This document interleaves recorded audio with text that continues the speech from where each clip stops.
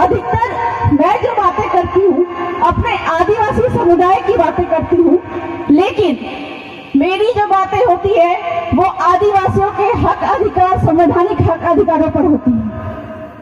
भाइयों, पहले हमारे पुरखे जिस समय यहाँ पे देश में अंग्रेजों का आक्रमण हो रहा था या कोई विदेशी यहाँ पे आ रहे थे, उस समय पर हमारे पुरखे तीर धनुष लेकर निकलते थे। लेकिन वर्तमान के समय में यह समय नहीं है कि हम तीर धनुष से अपने हक अधिकारों की मांग करें। इसके लिए अपने हक अधिकारों को लेने के लिए हमको वर्तमान में कागज कलम की सहायता लेनी पड़ेगी, संविधान की ताकत का इस्तेमाल करना पड़ेगा। और इसी संविधान की ताकत का इस्तेमाल हमने झारखंड में किया था कि कलेक्टर महोदय को ऐसे पूरे गांव वालों के सामने जमीन पर बिठाया था और संविधान पढ़ाया था। पूरे के पूरे 272 गांव वहां पे बैठे थे, आदिवासी समुदाय के और एससी समुदाय के, और वहां पे कलेक्टर महोदय को हमने बताया कि आप आदिवासी और एससी समुदाय की जमीन को नहीं ले सकते। ये बात मैं नहीं कहती हूँ, ये बात संविधान कहता है। वर्तमान के समय में हमारे संविधान बनाने वाले जो लोग थे, हमारे पुरखों ने तो सबसे लड़ाइयां लड़ी और अपने जल जंगल जमीन को बचाया और उसी चीज को संविधान में डाला।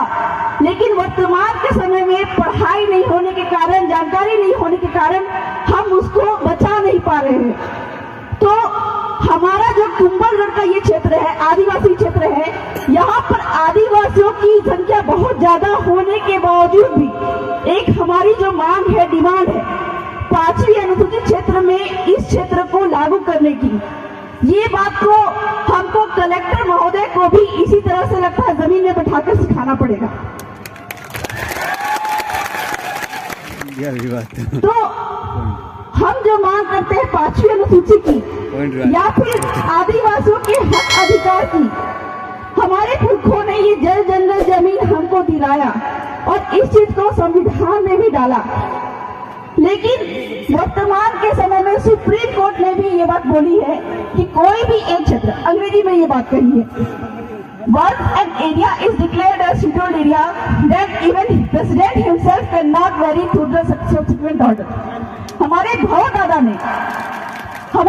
दादा ने ये बात बताई कि किसी भी क्षेत्र को आदिवासी क्षेत्र यानी कि 5वीं अनुसूची में डालने के लिए 50% जनसंख्या, आदिवासी जनसंख्या की आवश्यकता होती है। लेकिन मैंने जो अभी अंग्रेजी में जो हाईकोर्ट, झारखंड हाईकोर्ट का जो ऑर्डर बताया, उसके अनुसार हाईकोर्ट ने ये कहा कि आदिवासी क्षेत्र घोषित करने के लिए अधिकतम जनसंख्या मान्य नहीं है। यदि एक भी आदिवासी किसी क्षेत्र में रहता है तो उस क्षेत्र को अनुसूचित क्षेत्र घोषित किया जा सकता है। तो वर्तमान के समय में हमारे आदिवासी परिवार, हमारे जो अगुआ जन हैं, इनके माध्यम से हम मांग करेंगे कि हमारे इस क्षेत्र को 5वीं अनुसूचित क्षेत्र में डाला जाए, ताकि हमको जो वहाँ पे डूंगरपुर, प्रतापगढ़, बांसवाड़ा और बाकी के जो आदिवासी क्षेत्र है, वहाँ पे जो सुप्रीम कोर्ट के जजमेंट के अनुसार जल जंगल जमीन और खनिज पे आदिवासियों का अधिकार है, वो यहाँ पे भी हो पाए। बहुत सारे सुप्रीम कोर्ट के जजमेंट भी है। जैसा कि मैंने बताया कि मैं झारखंड की रहने वाली हूँ। झारखंड में मुंडा आदिवासी है। वहां पे जो 272 गांव के सामने जो कलेक्टर महोदय को जमीन पर बिठाया था, वो इसलिए बिठाया था क्योंकि आदिवासियों की जमीन पे 10 लाख टन सोना था और वो सोना कायदे से सुप्रीम कोर्ट के RM लोढ़ा जजमेंट और समता जजमेंट के अनुसार आदिवासियों का था। लेकिन हमको क्या लगता है कि ये जो जमीनें हैं, ये जमीन सरकारी है, ये जो जमीन के अंदर में जो खनिज है, ये भी सरकार की है। जब सुप्रीम कोर्ट खुद बोल रहा है कि जिसकी जमीन उसका खनिज, तो हमको ये जानना पड़ेगा कि वो 10 लाख टन सोना भी आदिवासियों का था।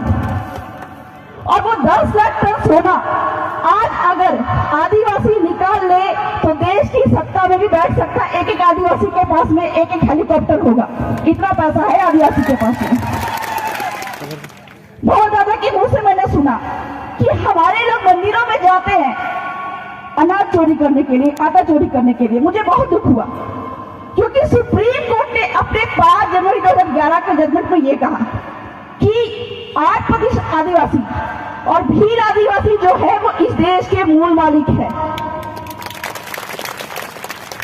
मूल मालिक होने के बावजूद भी जमीन के मालिक होते हुए भी हमको अपने कानून हक की जानकारी नहीं है।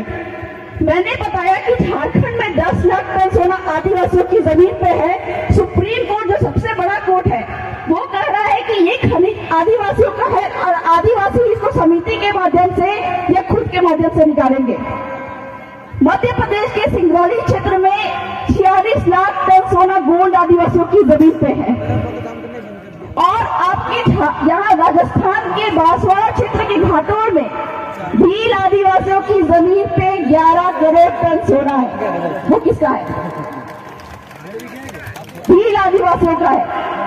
तो इस सोना को अगर आदिवासी निकाल ले तो पूरे देश की सत्ता पे अपना अस्तित्व जमा सकता है, पूरे देश को चला सकता है। आदिवासी गरीब है नहीं है। संविधान में 5वीं अनुसूची में क्या क्या ताकत है ये उसको जानकारी नहीं है। इस कारण से वो आज गुलाम बन के रह गया है।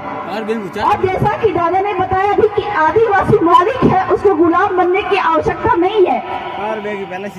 तो आदिवासी परिवार के माध्यम से और संवैधानिक हक अधिकार के माध्यम से हमको ये चाहिए कि अपने हक अधिकारों को हम सीखें। 5वीं अनुसूची में क्या है हम इसको सीखें, क्योंकि हम मांग तो कर रहे हैं कि हमको 5वीं अनुसूची चाहिए, लेकिन इसमें है क्या? 5वीं अनुसूची के अनुसार ये कहता है, सुप्रीम कोर्ट के जजमेंट हो गए या फिर संविधान ये कहता है कि आदिवासी की जमीन कोई भी गैर आदिवासी नहीं ले सकता। साथ ही साथ एससी की भी जमीन जो है वो कोई गैर आदिवासी एससी समुदाय के अलावा किसी और को नहीं जाएगी। 5वीं अनुसूची के अभी सुन लीजिएगा पूरी बात, जो मैं जानकारी देना चाह रही हूँ पूरी तरह से सुन लीजिए ताकि आपको समझ में आए कि आपको इस क्षेत्र को 5वीं अनुसूचित क्षेत्र क्यों घोषित करवाना है। सुप्रीम कोर्ट ने अपने जजमेंट में ये कहा, पी रम्मी रेड्डी जजमेंट 1988 में ये कहा कि आदिवासी की जमीन कोई गैर आदिवासी नहीं ले सकता। साथ ही आदिवासी क्षेत्र में किसी गैर आदिवासी की भी जमीन है तो वो भी जब बिकेगी तो आदिवासी को ही बिकेगी। मैं उनकी बात नहीं कर रही हूँ जो यहाँ पे एससी समुदाय यहाँ पे रह गया है। अगर यहाँ पे 5वीं अनुसूची लागू नहीं भी है फिर भी आपकी जमीन यहाँ पे सुरक्षित है। एससी और एसटी की जमीन यहाँ पे सुरक्षित है। क्यों? क्योंकि आपके राजस्थान के काश्तकारी अधिनियम 1955 में यह अधिकार दिया गया है कलेक्टर को कि एसटी और एससी की जमीन जो है, एसटी की जमीन एसटी को ही बेचनी है और एससी की जमीन एससी को ही बेचनी है, वो किसी गैर को नहीं बेच सकती है। लेकिन चूंकि हमको संविधान की जानकारी नहीं है, हमारे जल जंगल जमीन पे जो हमको एकाधिकार है। वर्तमान में हमारे आदिवासी समुदाय के लोग जो है वो फॉरेस्ट डिपार्टमेंट से परेशान है। वन अधिकार अधिनियम के तहत जो वन के अधिकारी होते हैं वो आदिवासियों को तंग करते हैं कि तुम जंगलों में क्यों रह रहे हो, जंगलों पे हमारा अधिकार है और जंगलों से हमारे जंगलों से भागो। लेकिन जिस समय पे हमारे पुरखे यहाँ पे आए थे यहाँ पे कोई नहीं था। हमारे पुरखों ने ये जमीन का सीमाना तय किया, गांव का सीमाना तय किया। गांव का सीमाना तय करने के बाद में उन्होंने तय किया कि ये जंगल यहाँ पे हमारे पुरखे, हमारे बच्चे यहाँ पे जंगल से पेड़ से फल तोड़ेंगे, लकड़ी तोड़ेंगे, तो ये जंगल हमारा होगा। गांव के सीमाना में नदी तय किया कि यहाँ पे हमारे जो वंशज होंगे वो यहाँ से पानी पिएंगे। खाली पड़ी जमीन को तय किया कि खाली पड़ी जमीन जो है वो हमारे पुरखे, हमारे जो बच्चे होंगे वो यहाँ पर खेलेंगे, सामुदायिक शादी विवाह का काम करेंगे या फिर हमारे पशु जो है ये चरवाहा जमीन पर चलेंगे। तो जब ये पूरा का पूरा गांव जो है हमारे पुरखों ने बसाया तो आज ये 50 साल की जो आई हुई सरकार, 70 साल की आई हुई सरकार बोलती है कि ये जमीन हमारा है। हम ये बात बोलते हैं जो जमीन सरकारी है वो जमीन हमारी है। कैसे है ये हमको जानना पड़ेगा, क्योंकि हर व्यक्ति को अपनी जो जमीन मिलती है वो बाप के बाप के बाप के बाप के दस्तावेज से मिलती है। हर एक व्यक्ति को अगर सरकार की जमीन है, सरकारी जमीन है, तो सरकार के बाप का नाम क्या है? अगर अगर सरकार की बाप की जमीन है तो सरकार के बाप का नाम तो कुछ होना चाहिए, कभी नहीं मिलेगा। आप सूचना के अधिकार के अधिनियम के तहत सरकार से, वन अधिकार अधिनियम के तहत जो फॉरेस्ट डिपार्टमेंट के अधिकारी हैं उनसे जानकारी मांगेगा कि ये जमीन अगर तुम्हारी है तो इस जमीन पे तुम्हारे बाप का नाम दिखाओ। बाप का नाम नहीं पूछना है, पूछना है कि सरकार का नाम दिखाओ। कभी नहीं दिखा पाएंगे। क्यों नहीं दिखा पाएंगे? क्योंकि गांव जो है वो हमारे पुरखों के द्वारा बसाई गई थी और यहाँ पे पुरखों का अस्तित्व था। अंग्रेज भी यहाँ पे कब्जा नहीं कर पाए थे हमारे भीलों के क्षेत्र में। तो अंग्रेज के बाद में यहाँ की सरकार को जमीनें मिली थी, तो ये सरकारों की भी जमीन यहाँ पे नहीं है। एक छोटी सी उदाहरण मैं बताना चाहूंगी रतन महल का। गुजरात में रतन महल है, वहां के जंगलों में रीछ अभयारण्य के नाम पे एक बहुत बड़ा जंगल को कवर किया जा रहा था। सरकार ने, वन विभाग ने ले लिया था। तो वहां के जो आदिवासियों ने सूचना के अधिकार अधिनियम के तहत पूछा कि ये जो जंगल रीछ अभयारण्य है वो किसके नाम पे है। तो वन विभाग ने जवाब दिया कि ये जो रीछ अभयारण्य है, वन है, ये 114 आदिवासियों के नाम पे है, सरकार के नाम पे नहीं है। तब जाके वहां के आदिवासियों ने क्या कहा कि हम कोर्ट जाएंगे आपके खिलाफ में और आपने जितनी भी कमाई की है वो सब हम निकालेंगे। तो वहां के जो वन अधिकारी जो थे उन्होंने क्या कहा कि आप कोर्ट मत जाइए, यहाँ पे जो छोटा सा रेस्टोरेंट चल रहा है इसको आप चलाइए। तो गांव की कमेटी ने वहां पे छोटा सा रेस्टोरेंट चलाना शुरू किया। वहां पे शनिवार रविवार को उसकी एक दिन की कमाई 1 लाख रुपया होने लगी। अपने ही गांव के सीमाना के जल जंगल जमीन का इस्तेमाल करके वहां का बालू खनिज निकाल कर जो आदिवासी जो है मालिक बन रहे हैं और अपने हक अधिकारों से अनभिज्ञ रहकर, अपने संवैधानिक अधिकारों को नहीं जानकर आज हम मालिक होते हुए भी नौकर की जिंदगी जी रहे हैं।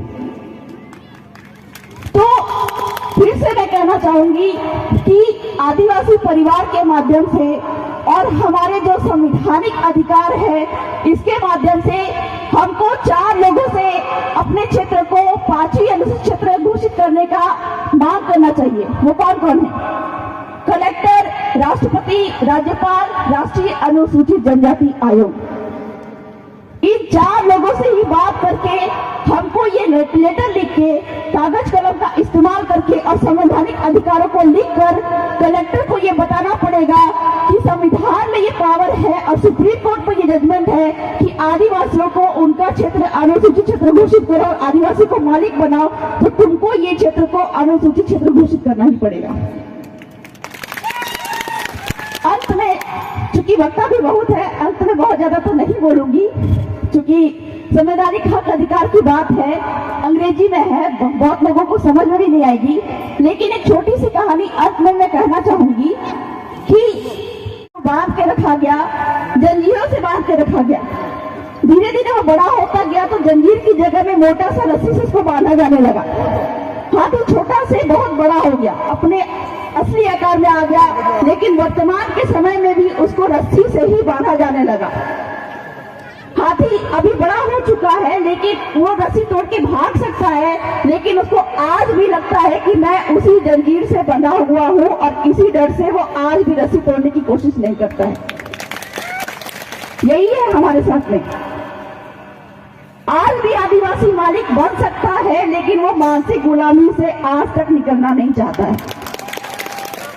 तो आज इस मंच के माध्यम से मैं आप लोगों को यकीन दिलाना चाहती हूँ कि अपने हक अधिकारों की मांग के लिए संविधान पढ़ना शुरू करिए और कागज कलम की सहायता से, आदिवासी परिवार की सहायता से कलेक्टर, राष्ट्रपति, राज्यपाल और राष्ट्रीय अनुसूचित जनजाति आयोग से ये मांग करिए कि हमारे क्षेत्र को 5वीं अनुसूचित क्षेत्र घोषित करे और जल जंगल जमीन खनिज पे हमारा हक अधिकार दिलवाए।